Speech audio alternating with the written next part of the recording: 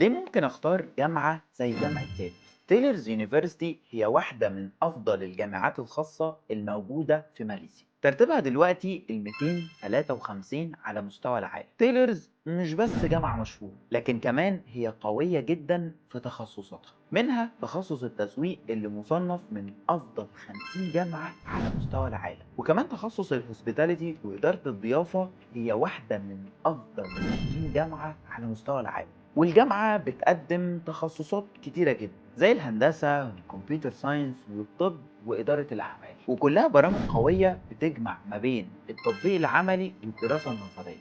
اللي بيميز كمان جامعة تايلورز إن هي مرتبطة بأكتر من 200 جامعة حوالين العالم، وده بيفتح الفرصة لكتير من الطلاب في تايلورز ليه إن هم يشاركوا في تجارب ودورات دولية، وإن هم يتعرفوا على ثقافات جديدة هتضيف كتير جدا ليهم في تجربتهم الجامعية. أما بقى الكامبس في تايلورز يعتبر من أجمل الجامعات في ماليزيا، حديث ومنظم ومليان نشاطات وفعاليات على مدار السنة كلها. ولو بتدور على جامعة فيها تعليم قوي وحياة طلابية ممتعة وتجربة عالمية في مكان واحد، يبقى تايلورز يونيفرسيتي هو المكان اللي لازم تدور عليه. كلمنا دلوقتي في بايونير على الرقم ده واحنا هنساعدك تختار التخصص المناسب ليك، وهنكون معاك خطوة بخطوة.